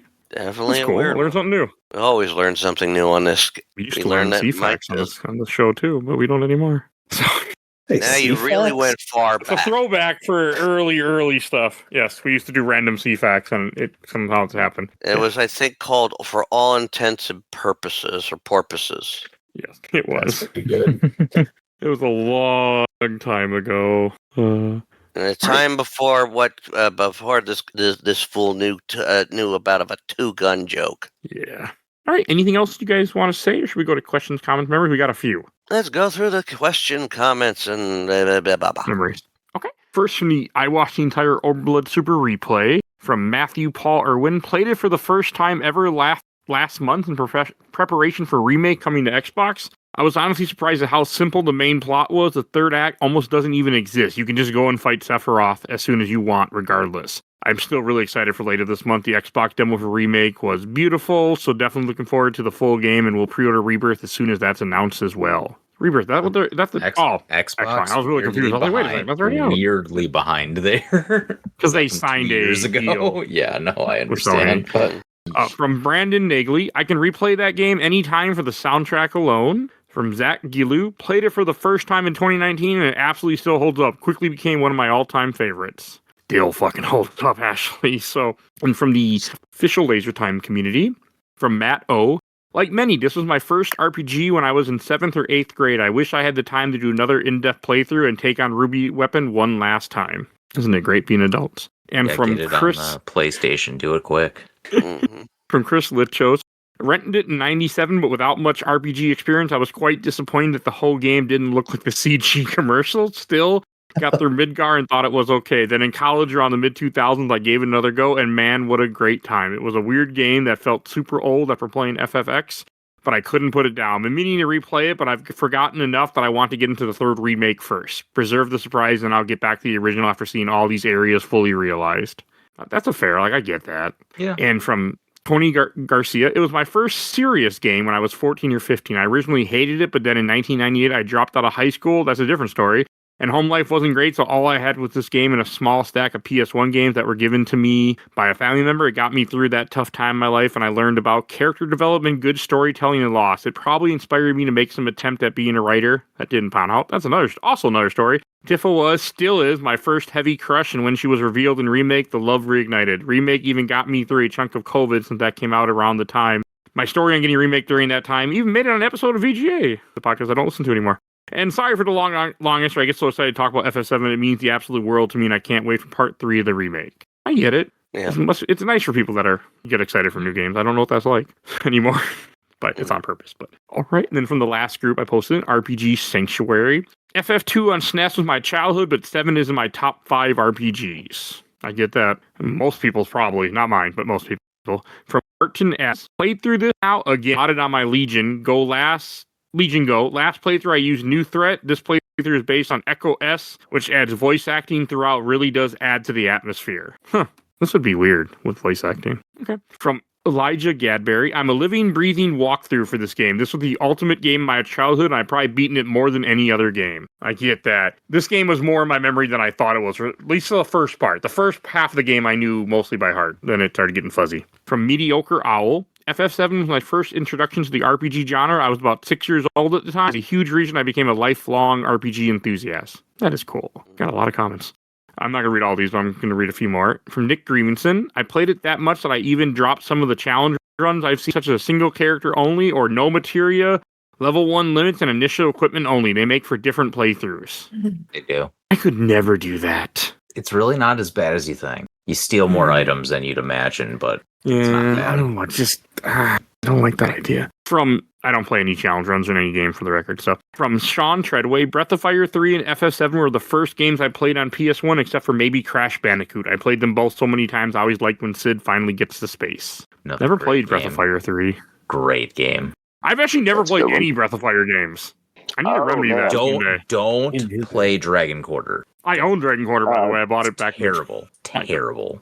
Breath of Fire 2 would make a great episode I would love to be on. Yeah. It'll happen at some point. 3 maybe even this year. It's long. Yeah. I know, that's why it hasn't happened yet. But hey, I can get through RPGs quick, by the way. So there's a fairy village in 3. You have to grow them. It's not quick.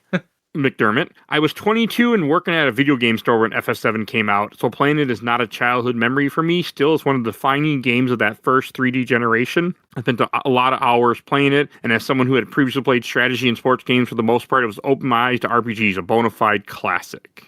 Here's one from Justin J. Brown. Never knew about the Hero Elixir cheat for Emerald Weapon. I have no idea what that is. Yeah, what is that? Yeah. Hero Elixirs you can use to get, I believe, extra critical chance, and then you just wreck through them. Yeah, you can use Barrett specifically with, I think, Missing Score. One of his weapons has the modifier.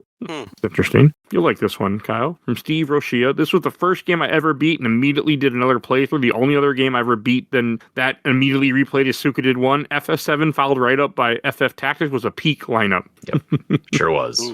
Oh, here's one, I think, that I should rate. Hunter Eden. My comment won't be popular, but honestly couldn't get into it and tried a couple times. I did play the demo of the remake and really enjoyed it, though. I mean, you are an RPG group, so I'm assuming you like RPGs. Ain't nothing wrong with it. I mean, this game, in my opinion, is a little overhyped, but still really good, but a little overhyped. Remake's good. I don't even own it on Steam yet. I need to get myself to do it. It's a long game.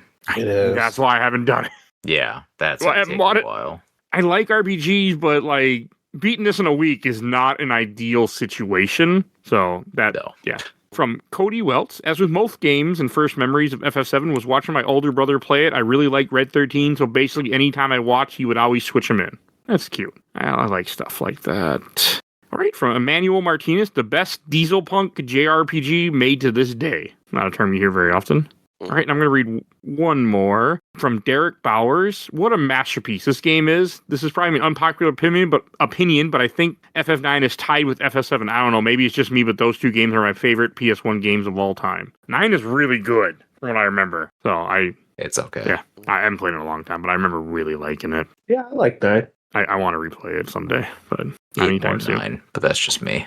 Each their own. I just remember I haven't played it in a fucking long time, so it's hard to say. All right, and I guess we should give away a code then. Let me see what code is next to give away on this podcast. All right, your code today is for Mega Man X Legacy Collection 2 for Steam. Your code is 595Y9-5NV5KEI4X9. That is for Mega Man X Legacy Collection 2, where you get no good games. We offer our sincerest condolences.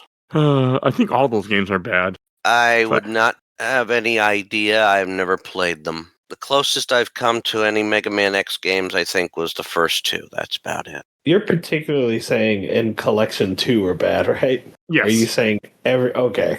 I was going to say Mega Man X and X2 are really good. Oh, Yeah, 4 is amazing. I never played 4. Is that You the should. PS1 one? Yeah, the that's first PS1. one? Okay, I played some of that and I was like, this is too hard. I mean, go back to it sometime, especially if you're cheating, like I was when I played it, but I really had a good time. Apparently, that collection has 5 Mega Man X5, X6, X7, and X8. Yeah, one of those games is hot garbage. X7 is awful. Awful game. So, yeah. And that's his opinion. No, that's just truth in this case. It's just complete truth. Play it. You'll understand. Nah, I don't want to. You shouldn't. All right. And I think, we go to Shelf Stacker Box. That's how this show goes. And I'm going to go first. I'm putting this on the shelf. I think this game is overrated. I've said that many years. I will still say that to probably the day I die. But I had a fucking great time. Like, this game was still super good, really fun. Still overrated, but really fun. It's going on the shelf. I'm really glad that now it's part of the catalog, and hopefully that will bring more people to the show. All right, and Kyle. Yeah, I would definitely put this on the shelf. It's a fantastic game. Great one to start people on who are trying to get into RPGs these days. I mean, it's got some years on it, so yeah, nothing out of the ordinary or new at this point, but it's a fantastic game. The material system's great, characters are great, story's good, extra stuff's good, well paced. Just play it if you get the chance to. The original, especially. And Blake. Yeah, I'm putting it on the shelf. I mean, I think to judge a game, you sort of need to look at it in two ways: as how it plays right now and how it is a product of its time. And I think as right now, I think Final Fantasy VII is still an A-tier game. Very good, very fun, holds up. I love it still. And as a product of its time, I think it's an absolutely S-tier game and just can't be overstated, sort of the effect it had on the gaming landscape as a whole. So absolutely belongs on the shelf, in my opinion. And Nate. Yeah, I'm going to put this on the shelf. This is one of those games that just defined me. My very first RPG I had ever played, and I was blown away by it, and I continue to be blown away by it anytime I go back to revisit it. Yeah, on the shelf. It's in my top 10. Love this game to death.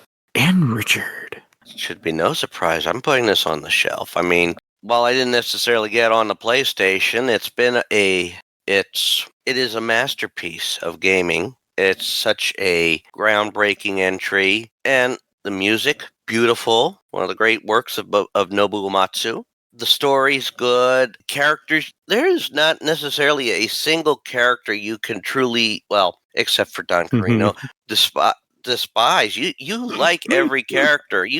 Every character has you feel for them. And with this game, with how much it influenced and changed the dynamic for many games that came after, it's got to be remembered. It's definitely a shelf. All right. I mean, I knew that's where we were going to go with this game because, I mean, this is a legendary game. Like, speaking of other people's podcasts that I respect a lot, Gamer Looks at 40, Bill Tucker had like what, 10 or 11 episodes about this damn game only? Like, my God. So, people love this game. It's in it. I'm happy to say it still holds up because sometimes when you revisit old games, they do not hold up. I'm surprised you didn't get him to come on this episode. He doesn't want anything to do with Final Fantasy. He had enough. Well, I didn't replay it for the podcast, but No, his whole everything he needed to say about Final Fantasy VII. I highly doubt he wants to have anything to do to speak about this game. But I get him for a lot of my movie episodes now that he's back recording again. I try to. All right, and I guess what's the next part? Oh yeah, we should introduce what we're talking about next week. Next week, you can hear us talk about a game that's very topical, Wolfenstein.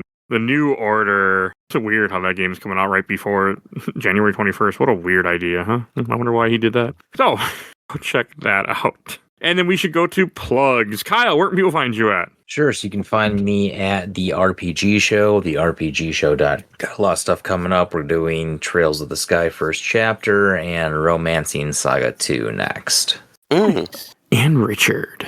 You can always find me up on my YouTube channel, which is Rich Kale, where I play through various games, franchises, and all other things. I have a 96 video playlist for Final Fantasy VII. I played through actually most of the first 7 Final Fantasy games on the channel too, as well as at least the second and third Saga game. But you do like that series? It is, well, for me, that's the first, technically the first Final Fantasy games I played and owned. Those were Final Fantasy Legends / Saga. But yeah, you can find also I got stuff over on fixed sites all over. Well, the 3 main ones I think are, well, for me is for fanfiction.net, Comic Vine, and Archive of Our Own.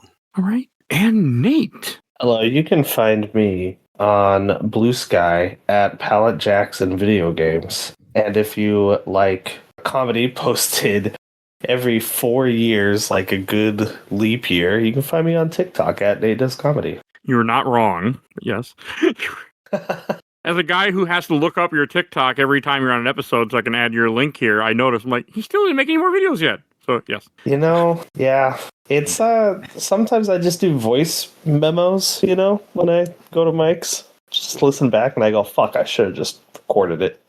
And, Blake, you don't have anything to plug, correct? I forgot to ask before the show. I have nothing to plug. You might find me playing Magic the Gathering lately. I've been doing that a lot. That's an addiction that is not safe, sir. Are you playing the Final Fantasy VII Commander decks? I am. In fact, Celine's Rune Knight, my reanimated deck, has been so much fun lately. I've really been locking it in. That's an addiction that I can never go back to. Magic the Gathering. Yeah, 70. I have too many addictions as it is. Like that is a dangerous addiction. I proxy, so. It all depends on what part of it you get into. Buying the cards is the problem. Yeah, I don't buy. Yeah, that is. Therefore, you have nothing to worry about then. No, the original novels were fun to read. I did like those too. I actually read some of them back in the day too. I liked them. I was big into Magic when I was younger in life. That was a long time ago in a galaxy far, far away. Now I don't touch it. But all right, I should do my plugs. If you enjoyed this episode, over 900 other episodes of this podcast. We do movies, TV shows, video games, comics, all sorts of content. We have a giant catalog. So you can go right on Podbean and search it and find all the random stuff that we covered. You can search you never know what we're going to do on the show because I don't even do. We do all sorts of stuff. Check us out. And want to give a shout out. And if you want to support the show, we do have a Patreon. A little dollar, you can vote in our Patreon poll. We have 1 to 2 polls a month. So check that out. Right now, 2 polls are this month and next month. And if you donate $10 or more, I will plug your podcast or YouTube with every episode I make that month. I make a fuck ton. Like these lovely people, Phoebe Stanton, the Let's Play Princess. You can follow on YouTube and Twitch and check out her podcast, Nerds of Broadcast. And also check out Zach's podcast, absolutely the best podcast, A Work in Progress. Talk about the MCU movies, MCU adjacent movies, and they're currently doing the Alien Predator franchise. And also make sure you check out Gamer Looks at 40 with Bill Tucker. And he started his new podcast, Carrying My Cross. If you want to hear a religious podcast, check him out. Great guy. And give a shout out to my awesome intro and outro, courtesy of Helena at Hell Hasfer. You can follow her on TikTok and Instagram. And please join our Discord if you want to be a part of the show. If you want to suggest things for the show, join the Discord. You'll see a link in the show notes. We're always happy people just lurk. I don't care. I'm just happy. So check that out. And please follow us on Facebook, Instagram, Threads, Blue Sky, YouTube, audio only. And rate and reviews wherever you get a podcast. I think that's everything I need to say. So we will see you guys next time. Bye, everybody. Bye, all. Let's mosey.